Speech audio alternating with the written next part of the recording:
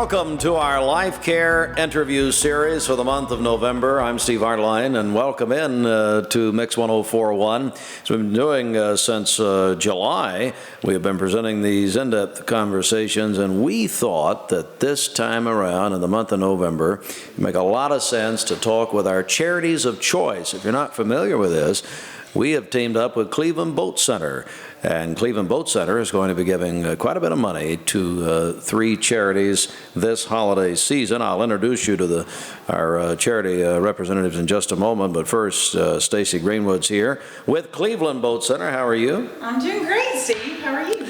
Well, I'm doing good. It's just like we're going to have a big meeting, just a high-level meeting right now. Seems so important. Our time on the water. Yes, that's right. Well, Stacy, you know, just to recap a little bit, you had this idea to come and bring it to Cleveland. Just tell us about how this has worked. Well, Correct Craft, which is one of the brands that we carry, had done something similar in their town in Orlando. And I love the idea of recognizing our nonprofits because I feel like they don't get much recognition. They do their individual things from time to time, but I was like, they need to be celebrated. And when we were thinking about who we were going to give money to this year, because as the world knows, during COVID, people were forced to go outside, and that forced them into my boats, which was a wonderful blessing for us. And so we were thinking about what can we do to make a big impact and really help our community.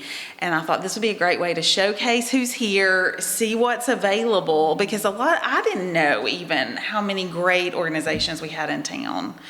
So what we're going to do to begin with, we're going to go around the panel here, and we have 8 charities of choice in our inaugural campaign. So the way we've done this today is we're going to have 2 segments. So this is segment number 1. I guess they drew straws. I don't know what they did, but here we'll blame Austin and get in. How about that? Just whatever's wrong.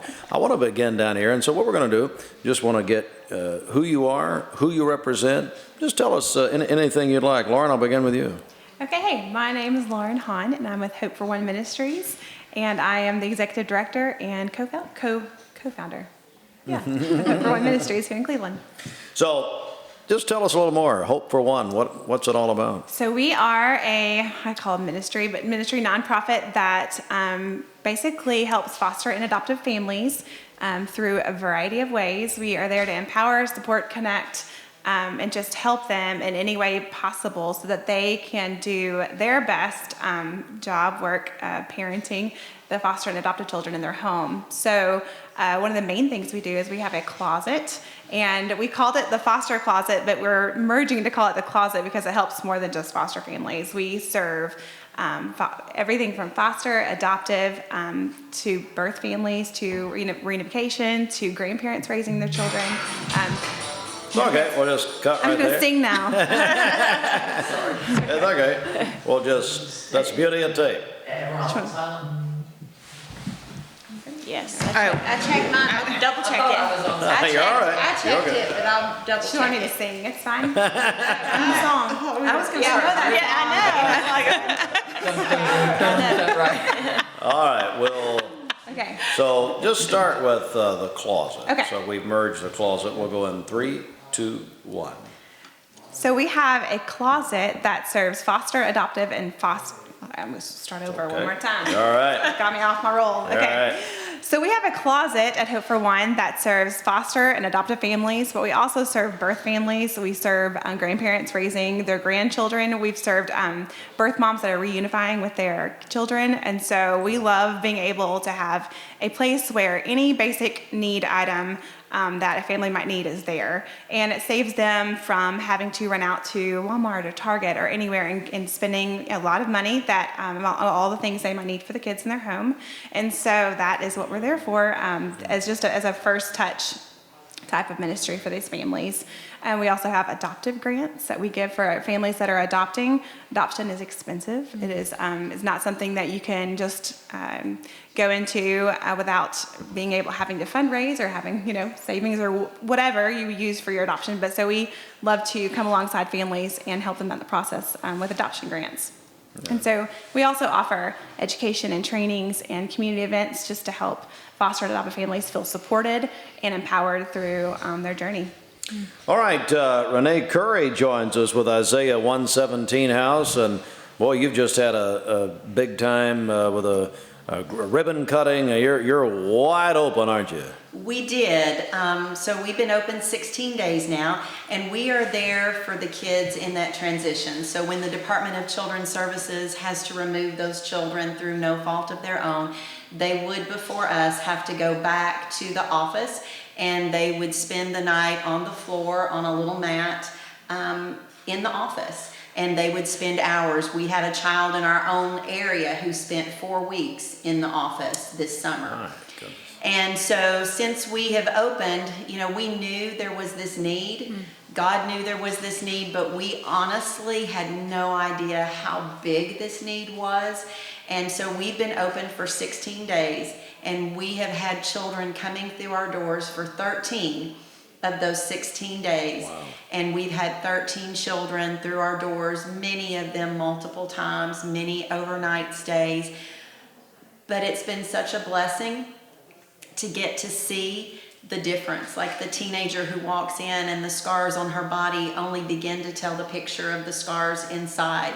And you just get to love on them, and you have lice treatments, and you get to spend a lot of time talking in those moments, and just letting them know their worth and how much to be able to look at these kids and say, this community didn't know your name, but they knew that there was a need for these kids. And so this community built this house and gave us our first year's budget so that we could love you. And oh, by the way, you Converse shoes or something you've always, let us get that for you. They'll sit there and go, well, we'll get something from the dollar menu at Taco Bell. And I'll go, sweetheart, if that's what you want, you've got it. But do you want you mean I could have Chick-fil-A? Or the little kids who are like, well, do you need me to give you these pajamas back after they spent the night? And you're like, no, baby, you get to take all of this with you. This is yours. And for some of these kids, it's more than they've ever been given. But to see these kids and the Department of Children's Services workers leaving and saying, this isn't the same child that's leaving this house that came into this house. The almost adult teenager who says, even though, life has been really hard that day, she says, this has been the best day of my life. And that's beautiful and hard all at the same time.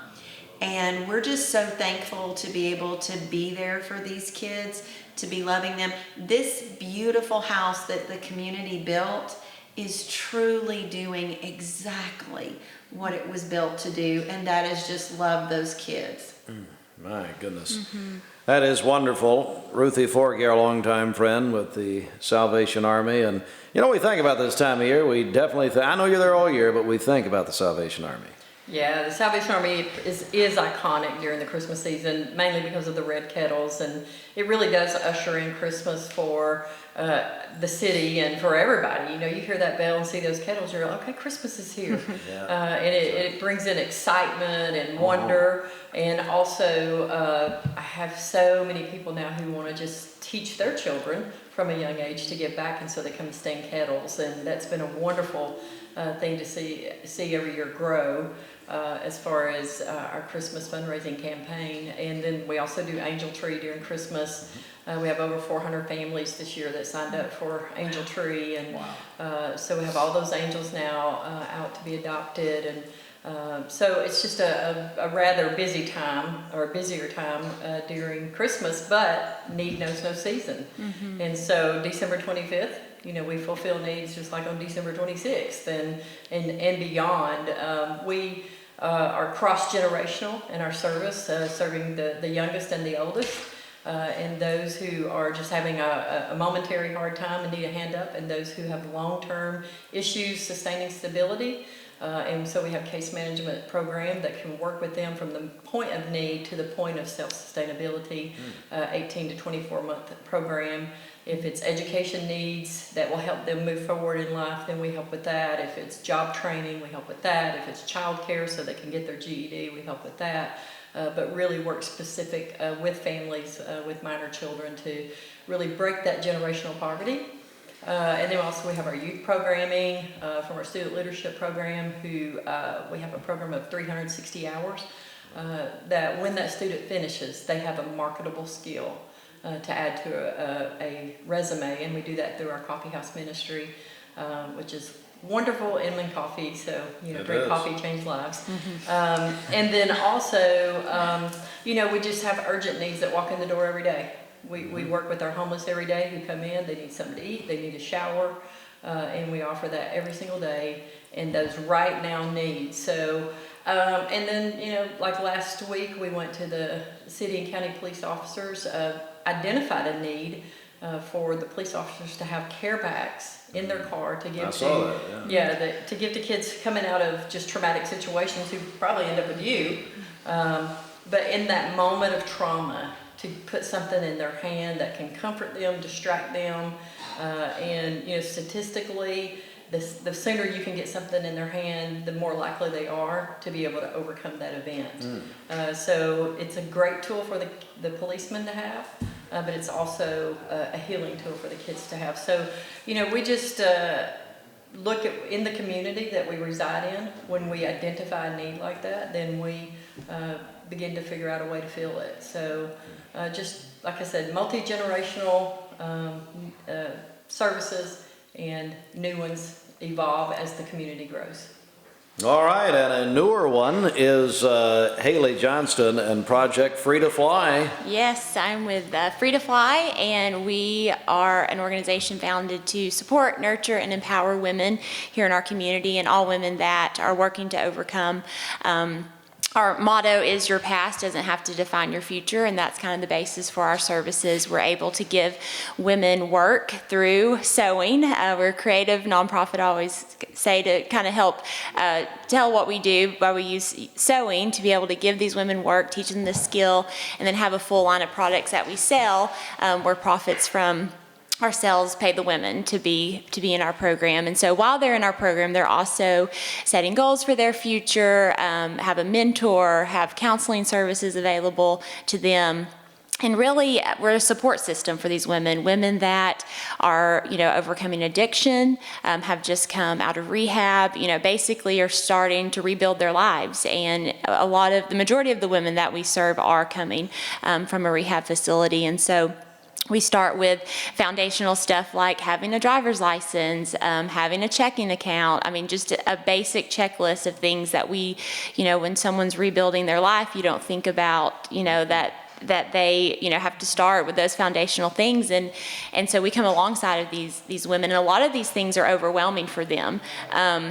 To be able to even have a checking account and have savings and really start just kind of, setting goals and dreaming about their future. And so we come alongside of them, and we help them with the basics, but then also, are helping them work towards, we don't want them to be in our program forever. We're 12 to 18, months program, but then they can also stay on for internships. We do offer those.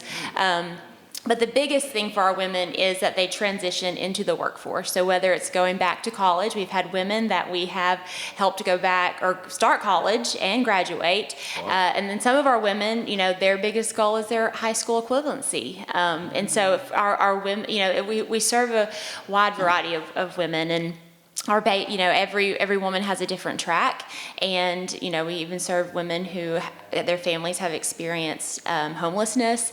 They want to break the cycle of poverty in their family, just like it's been mentioned with other organizations, and we really partner with other organizations to help identify these women.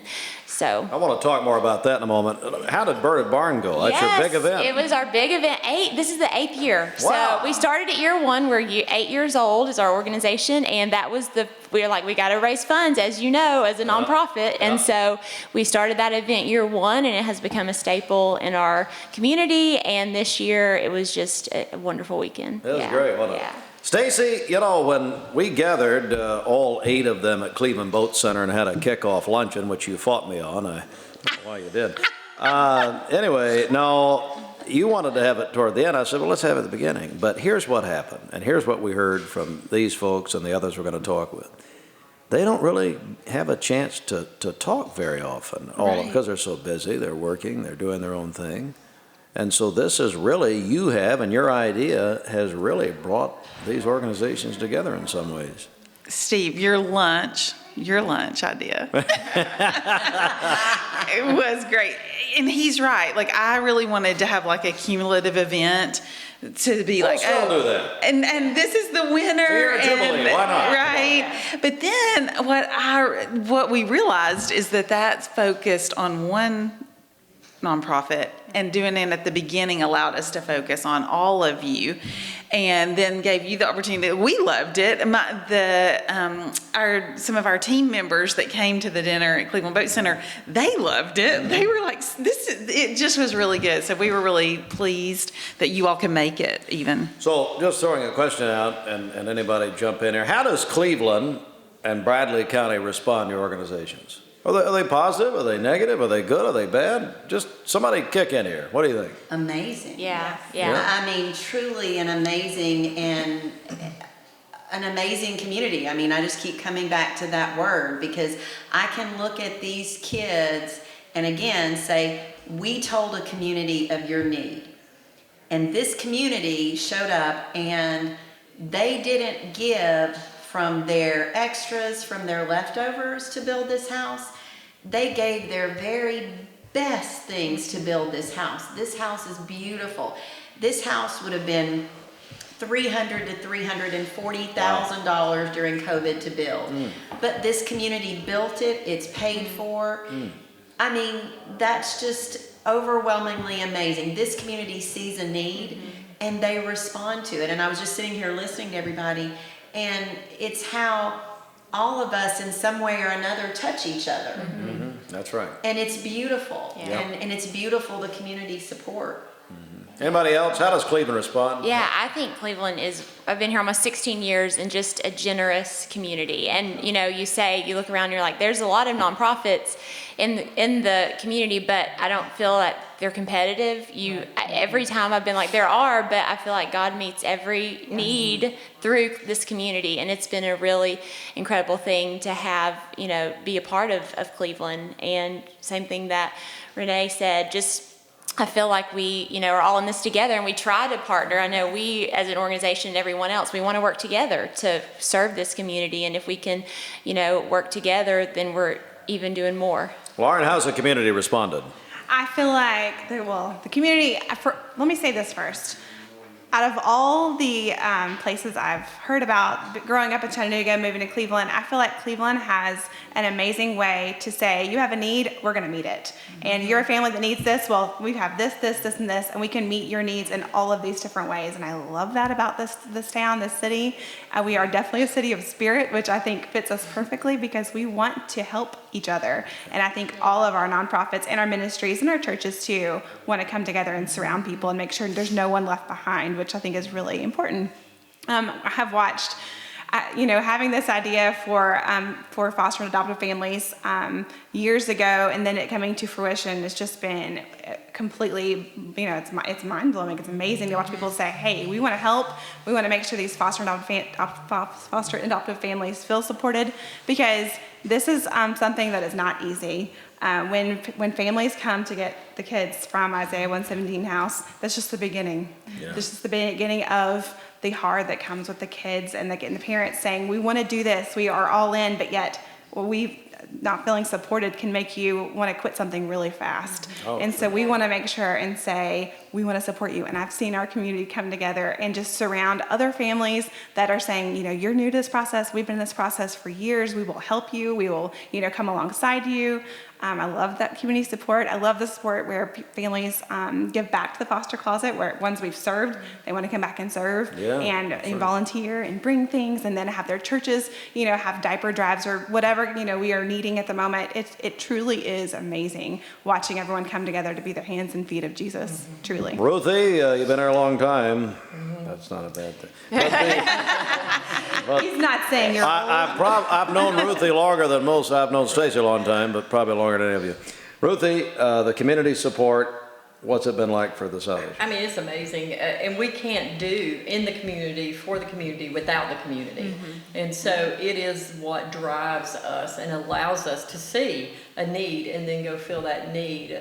You know, and it's like all the nonprofits play well together. You know, it's, we're not competing for funds. We all have a different niche, and the community, you know, they will help. Some of them help in many of them. Some of them say, you know, I'm going to work with kids, but I'm going to help over here with, you know, older people, and so it's just wonderful to see how that comes together. And you know, in times of disaster, I mean, you have seen what happens in disaster, and you know, I've got a handful of people that work in my office, but when the tornadoes of 2011 and then last Easter came, I mean, there are people who call me who just show up my building with supplies and say, you know, what can we do? How can we make a sandwich? Can we get it out?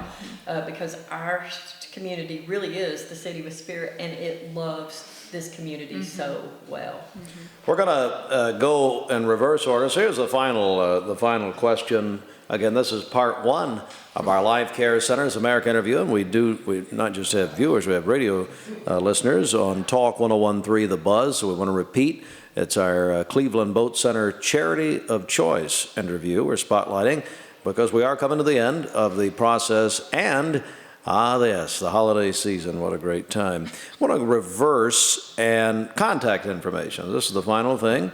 And we'll also, for our video audience, put it on the screen on Mix TV. But Haley, I'll begin with you. How do people get in touch? What do we do? Yeah, so we have a website, projectfree2fly.com, where you can go online and read more about our story, more about the women we serve, see all our products that we make, and then also come downtown to our storefront. We have a storefront and then workspace, so it's really neat. We love having everything within one building. You can come in and you can actually see the women working and making the products that we sell, and just know kind of what, you know, see these beautiful women making these beautiful, you know, lives that they're rebuilding. And so come see us downtown or online, both places. Ruthie.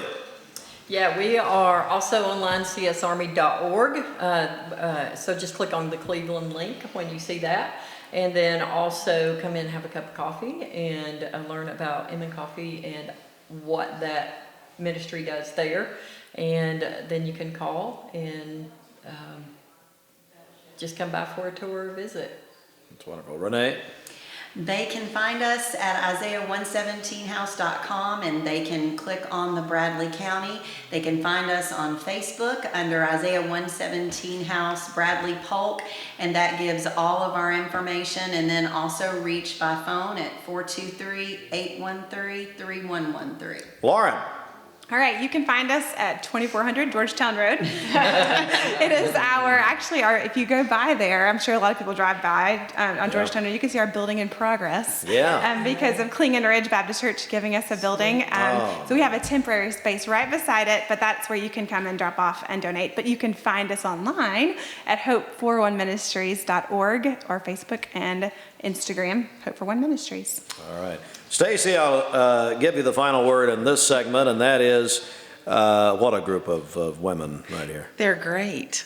We are blessed as a community also to have you all serve the community, because it takes a lot from you individually as well. Goodness. So And they're passionate, obviously. And yes, I was just thinking that I would like to add them to our website. Like we should just have like a list that they could drop down. I mean, that's random. Maybe you'd like to have a meeting about this off the air. While we're taking our time here, if you'd like to finish this on the phone, that'd be nice.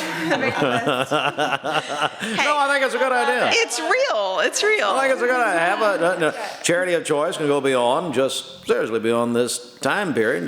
Just go out and, just And then also forever. make a Christmas list, and we can all tell you things to buy. There we go. Yes. That's a great idea. I love it. All right, that is going to be segment number one. When we come back, we will have more in just a moment.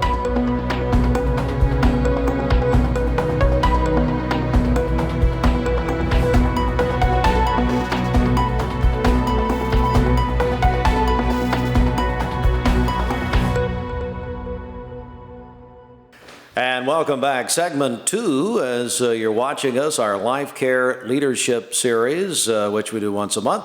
And we are also on, of course, mixtv.tv, and we're on the radio on Talk 101.3 The Buzz. And now a new cast is here as Stacy. I want to begin with you, if you'll bring that microphone back over to you. I don't need a microphone. Well, I agree, and so does everybody else.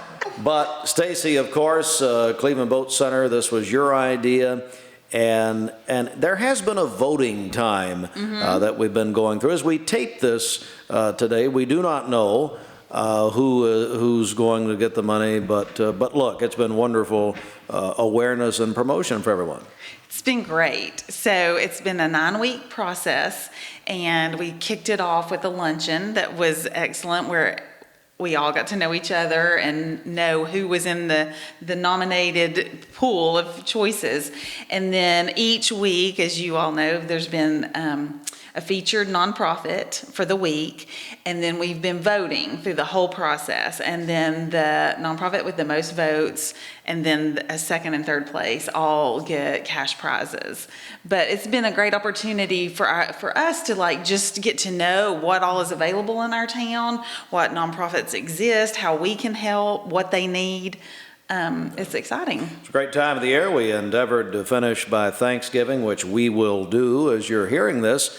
We're taping this. We're going to come back and we'll tag this with who, in fact, were those top 3 vote getters. So what we're going to do now, just like we did in our first segment, we're going to go around the panel and talk and just tell us about your organization.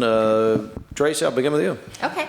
Well, I am with New Hope Pregnancy Care Center, and we are a pregnancy help medical clinic.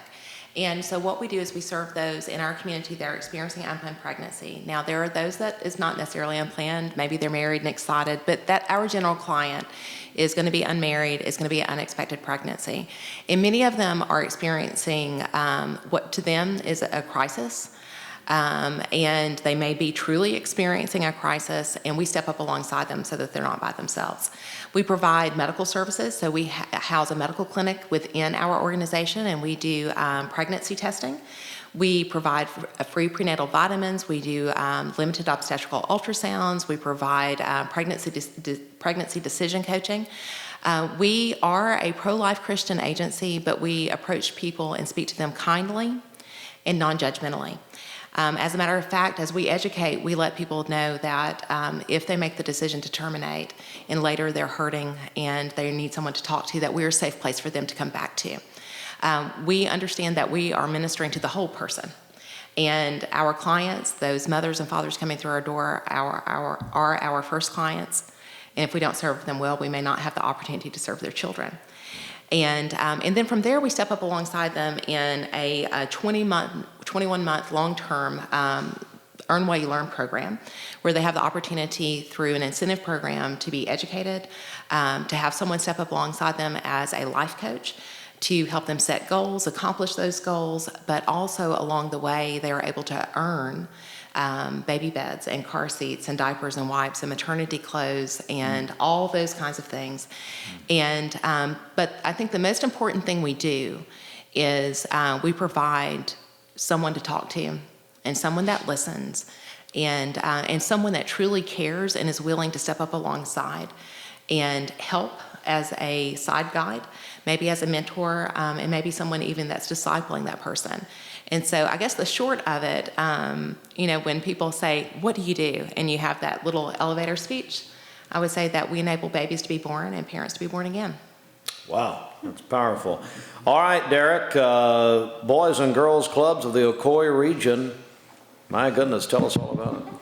Well, I'm Derek Kinsey, and evidently I have to sidekick Wyatt Beavis over there. Wyatt's excited. Look at that. I am excited. Look at that shirt as we tape. We are taping the day after the Braves have won the World Series as you watch and listen. My buddy back there. Evidently, I can't go out in public without somebody that's kind of roping me back in There you go. and watching me. So I've appreciated this and get to know you and everybody because it's helped me know more about our partners and what good things are happening around our community. We have a lot of great things, and as we use each other too, we may cross the same families with different needs.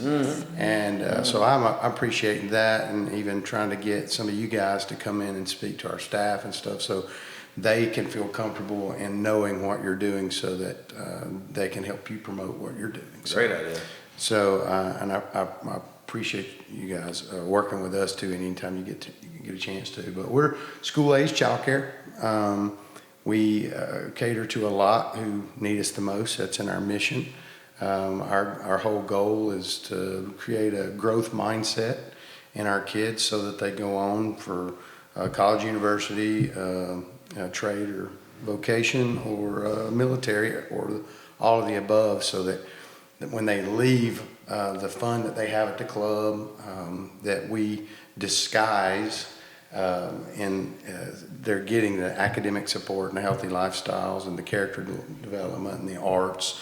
They're getting all those programs, in many cases disguised in fun elements, so that they are energized and want to do more with that. So, and you get a lot of families that are just needing support, a lot of single parents out there that we interviewed a mother yesterday, and she talked about what the club meant for her, because the club itself filled a gap in her life that she needed, so that they could do more, but also promote and push the child and challenge the child to do more with their life and what they've been given. But there's a lot of elements. I mean, we offer safe spaces for the kids to go. We offer academic success, really promoting that support that they need to be ready for that next level. But it's life-changing relationships. So you're going deeper than a lot of people get a chance to do, because you really want the kid to know that somebody's in their corner. Because unfortunately, we have a lot of kids that no one's in their corner. And it's hard to perform at a certain level when there's nobody there. And then the other opportunity is opportunities. So you're creating opportunities and giving them a platform and a stage, and so that helps get them to the next level. I think I was talking to somebody in the hall about the lack of hope and what that does, because that affects every part of your life, and you kind of downward spiral. So we want kids to dream. We want kids to have a plan, and it go further than just, I live in the housing authority and that's my lot in life. You want them to go take a disadvantaged situation or a kid, and you want to make them advantaged. You want to give them the opportunities so that they can go and do great things. And we've been fortunate. We were talking about one of our members the other day, grew up in the Cleveland Housing Authority with us, and she was 6 years old, and she graduated from there. And she's a lawyer in a major city now. And it's really cool when you hear those stories, and you know that you had part in it. We had a kid recently, he got in his car and drove all the way down from Michigan and showed up in our office, and I was like, wow, what are you doing here, Ryan? And he's like, I was homesick. But he came to the club, right? He didn't go somewhere else. And he said, I drove all night, I pulled over to McDonald's, I slept in the parking lot for 30 minutes, took a power nap, drove on in, and he's in air traffic control now in Michigan at an airport. And if I had time to tell you his story, his one story alone, that one person is worth the 27 years I've been working at the Boys and Girls Club. Wow. I mean, so, and there's a million of those stories, and Sure. I'm not sure, I'm gonna let Wyatt say something, because Wyatt? he grabbed the microphone, and then he manipulated the situation and put me behind it. What about it, Wyatt? Yeah, sure. So I'll tell you a little bit about just our reach, I guess. You know, Derek really did a good job of providing, you know, what our mission is. But like you said, I'm Wyatt, Vice President for the Boys and Girls Club, and we are in 4 counties, Bradley, Polk, Meigs, and Monroe. We have, I can't let it out yet, but we've got some future locations that'll be coming soon, and so the public, just be ready for that. But we are growing tremendously. We serve kid-wise, on an average a day, right about 820 a day across our 14 locations. And so, you know, we have buses that go out to many schools here in Bradley County and all the counties to pick up kids. So that's one thing that parents really like. You know, we offer the transportation because they can't get off of work or something like that to go pick their kids up. So just here alone in Bradley County, we pick up 425 kids a day. Wow. So that's a major beast in its own, just the transportation side. And then every kid every day, you know, we offer transportation, homework help, and then we feed them a meal. So every kid every day gets at least those three things. Wow. And for when we interview our parents in the community, you know, that's the three things that they're looking for. They're looking for transportation. They're looking for their kids to get their homework done, and they're looking for them to get a good meal. So, Wow. and then all the other activities that we do on side of that, you know, like the character development stuff, the healthy lifestyles, the sports and the arts, all that's just icing on the cake. Yeah, we have a couple of bike tracks, 3. We have, we do beekeeping. We have a camp, an overnight camp. We're opening up a workforce development center. We talked about the Jeff Morlock legacy, so it's the Morlock Center, and it's called Youth Force. So that'll open up after the new year. So Tammy Johnson joins us. Habitat for Humanity, Tammy? My goodness, tell us all about it. All about Habitat. Absolutely. Well, Habitat for Humanity of Cleveland has been part of our community since 1990. And I love hearing about what all of you do because it's so important. A lot of times when people are trying to change their life or better their life, they have these immediate needs, but then they get to the point where they get on their feet enough to where home ownership is a need. And home ownership is, for me, I feel like we can teach somebody to fish or we can give them a fish. And sometimes in life, they're at a point where they need to be given a fish. When Habitat comes alongside a lot of these other great organizations, we take the role of teaching them how to fish at the end of that continuum. And a lot of our Habitat homeowners, over time, it's proven that that produces about $220,000 in economic development for each home built. Wow. Because you think of the subcontractors that are employed, you think of the people that come out to help, you think of the materials we buy in the community. $26,000 alone goes to Cleveland Utilities each month from Habitat homeowners, Habitat homes that are built. So you think about they become taxpayers. A lot of times their kids do better in school when somebody becomes a homeowner. A lot of our homeowners, they all are homeowners for the first time in their life. So we've had seniors who are on Social Security for the first time getting into a home, and they can live out the rest of their days in warmth, comfort.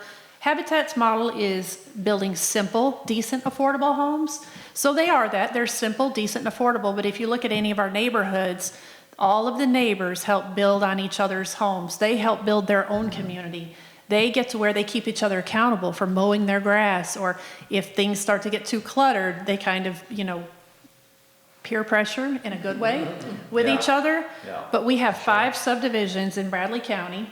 We are building our 6th next year, kicking off Morlock Meadows across from Blythe Bauer Elementary, and super excited about that. And for us, I hear stories of children, stories of people. I can think back on people who are disabled, people who, our homeowner this year, Mr. Ash, is legally blind, but he literally came out and helped build on his home and build it with his wife guiding him around. We have another lady who she was hurt terribly in a car accident years ago, just mangled her body. She walks with a cane.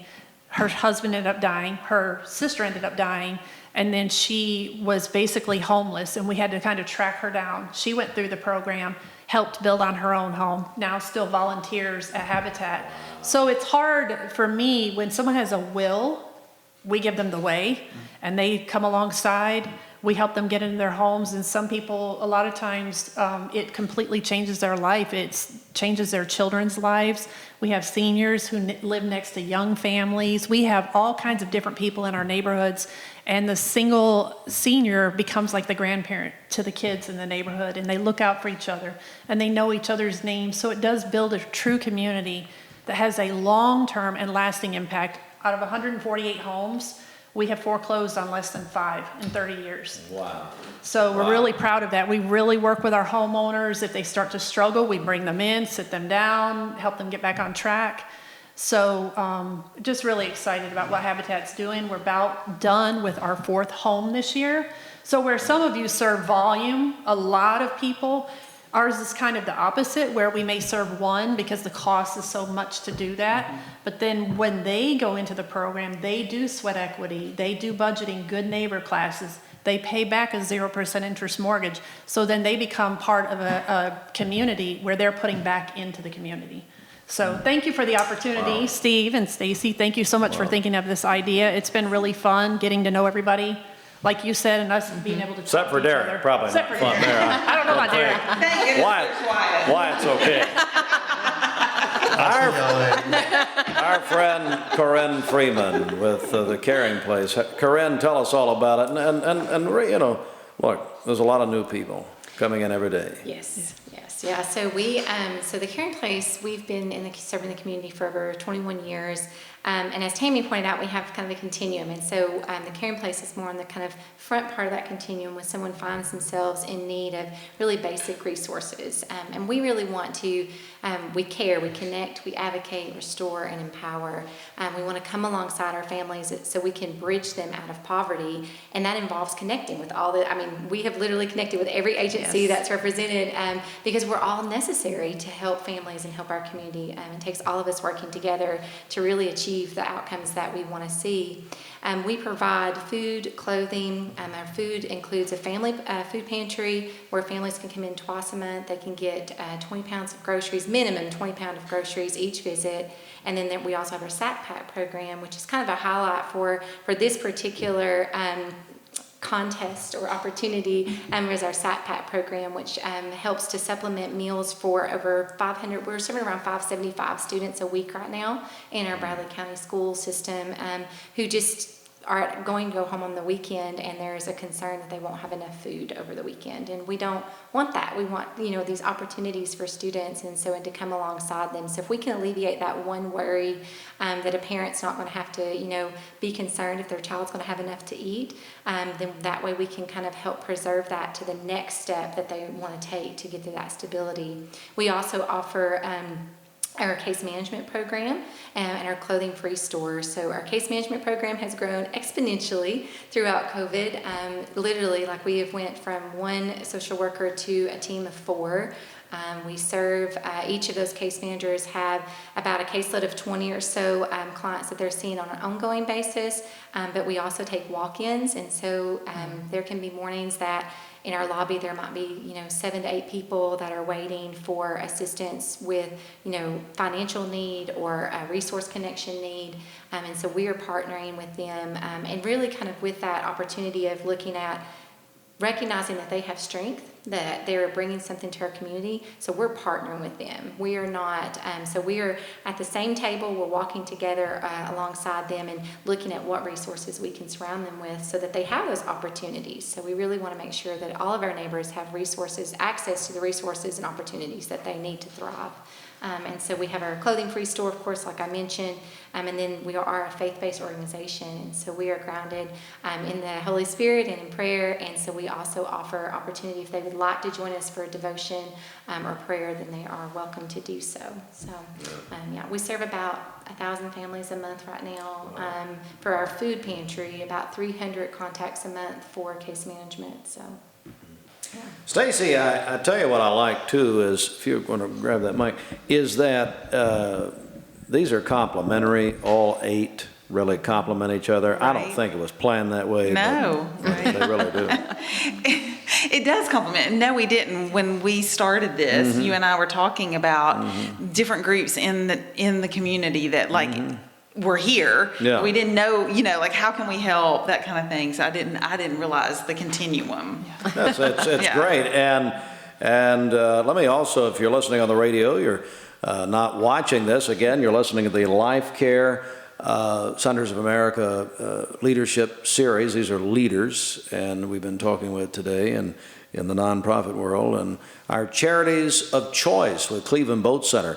Stacy, I want to ask another question here, but before we do that, we have been getting calls here at the station from other organizations, other groups that want to be involved at some point, or maybe they're not even from those groups, but they have ideas. You know, can they call Cleveland Boat Center or call us, I guess? How would they do Yes, that? absolutely. This is we're calling it our inaugural year, and we want to continue to do it. Like, it's been great for us just to get to know. I was saying to the previous interview group that our team at the Boat Center was so excited about it. Like, I just thought that was interesting. I didn't expect, but they've talked about it through the whole thing, and I think that it's been awesome. And I think it benefits all of us to just learn and grow together. So yes, if someone is interested in next year, we'll probably do it around the same timeline. And but call us, email us with information, or like if you want to put your name in the hat. Sure. ClevelandBoatCenter.com. I guess I could go there. And Right. as far as a contact. Yes, or you can email Stacy at ClevelandBoatCenter.com. Just one question here, and then we're going to go back around the panel and get your contact information. And I asked the first group this, and that is, has Cleveland been supportive of your organization? Has Cleveland, Bradley County, there's no order here, just jump in and let me know, and when Derek starts talking, we'll turn an hourglass over. So it'll be fine. But no, has Cleveland, see, I've known him so long, has Cleveland and Bradley County been supportive? I'll jump in. Please, go right ahead. Without Bradley County and the support of government officials, businesses, churches, volunteers, corporations, we would not be where we are. What we do is very expensive. We have a lot of land purchase. We have a lot of infrastructure development. And if any of you know, that is like, you may as well triple all of the costs. Those costs get passed on to the homeowners, so we try to keep those costs very low. And then the building of homes, which takes a long process. I was talking to Corinne earlier. Love what City Fields does in our community. Their model is complementary to what we do. Basically, they can flip homes. But when we go into a neighborhood, I was saying it's a little more challenging for us because we take an operation of over 200 volunteers when we build a home. So if we're in a tiny, tight space, we have core volunteers who come out every week and they need a brake trailer. We have groups of 10 to 20 people who can come on site in one day. You'll have all those cars. We also have subcontractors and things like that. So for us, it's been beneficial to build neighborhoods, but we've also found that that helps people be more successful. When you take somebody who's struggling and you put them off by themselves, they tend to struggle. When you put them in a neighborhood with other people who are working on the same goal, it kind of lifts all of them up. Right. So yes, and yes. We cannot do, I think we all would say, we cannot do what we do without the support of our great community. So.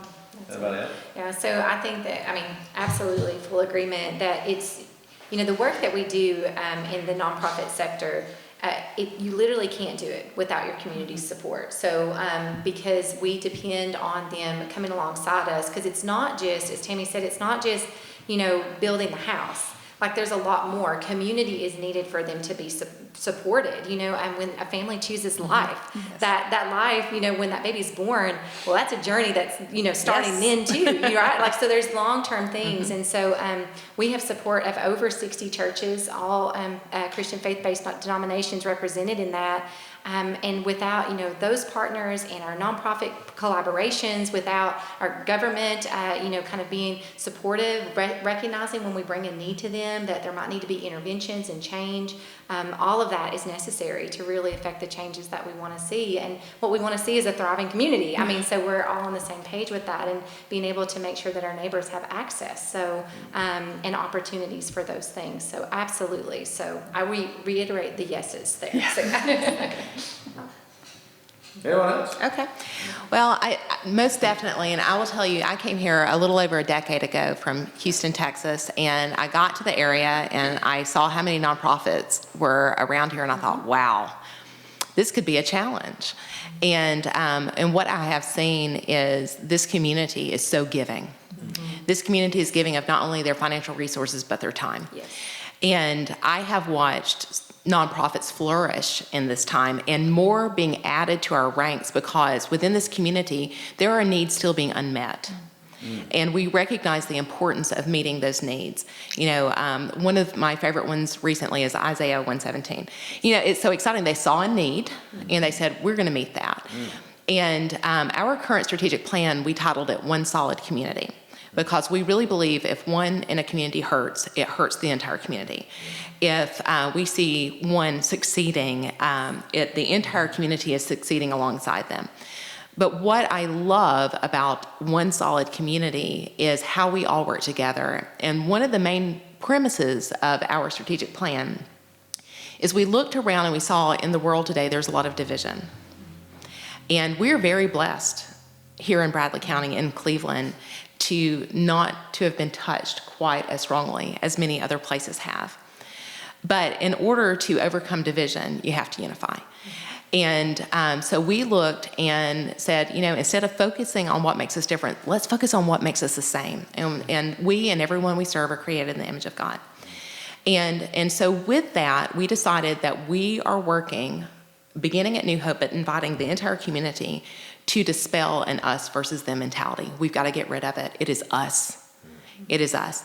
And I think about the organizations that have been represented and, you know, the charity of your choice, how many of them we've worked with. I know that all of our clients, we all have similar clients. I can tell you that Corinne and I, we have a lot of the same clients because we send people there. We go, hey, here's a resource. We have a scope, and we understand in this community, that is our scope. And others are feeling it a different scope and a different whole. But it has been absolutely amazing to watch how these nonprofits have flourished. Even in times of difficulty when it comes to economics, we have continued to flourish. And I have been amazed when I say, does this community support? Yes, I can tell you in like just the last 5 to 6 years, our support, because we don't receive any government funding or grants, our support has increased about 130% in just the last 5 to 6 years. Man. And yes, we are advertising. We're building relationships. We build relationships with each other. But that is a community seeing a need and stepping up. And I have talked to so many nonprofits in this last year because, you know, we didn't know what was going to happen when COVID hit and what it was going to do. And I've talked to so many of you, and you're saying we're flourishing. Our people stepped up, volunteers stepped up, churches stepped up, businesses stepped up. Yeah, so do I think that we are well supported? Absolutely. What about it, Derek? Well, you, the community, have figured out a way to support all of us, and we're grateful for that. And I want to praise you and say all that you do. We're thankful for you, but I can't praise you too much because then I would overspeak and I would be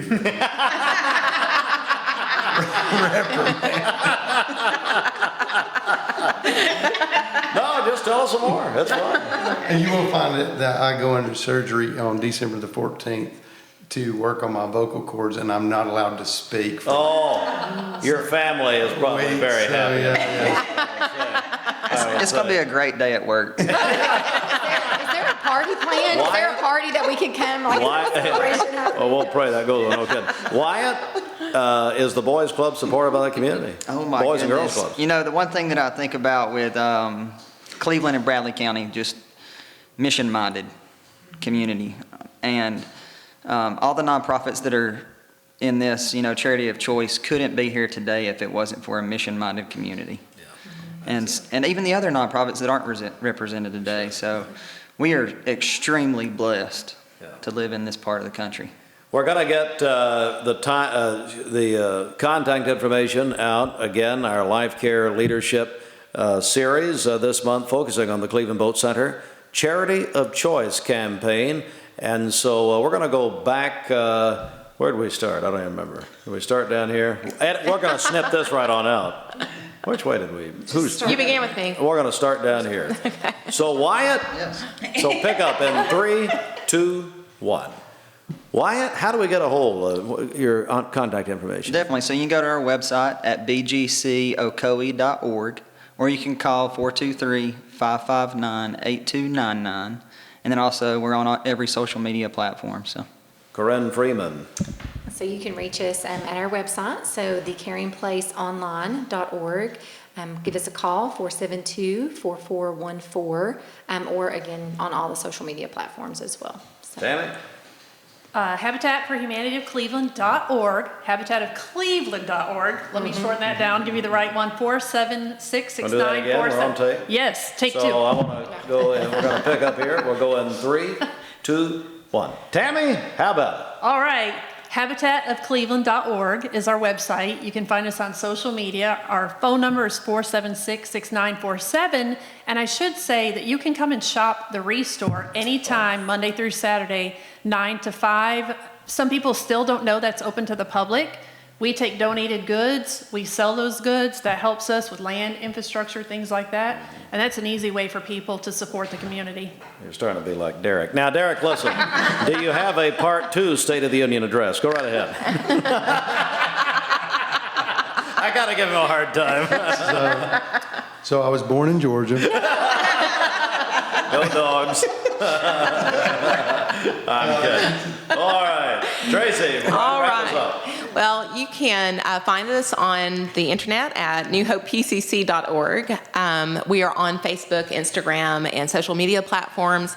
Our phone number is 423-479-5825, but my favorite way of communication is stop by the office at 353 Worth Street Northwest in the downtown area, and I'd be happy to show you around and invite you to support this community. Stacy Greenwood, and I'll put a wrap on it here. It's been a great hour meeting our 8 representatives, hasn't it? Yes, and thank you, Steve. Thanks for all that Mix has done to bring us together and let us do this. This is simply the beginning. We will do this again next year. As Stacy said, you can reach out to clevelandboatcenter.com or email or call us here and notice I didn't give our contact info, and I'm not going to. And don't stop by. Anyway, that's it for our friends at Lifecare Centers of America. This is Steve Hartline. Good day.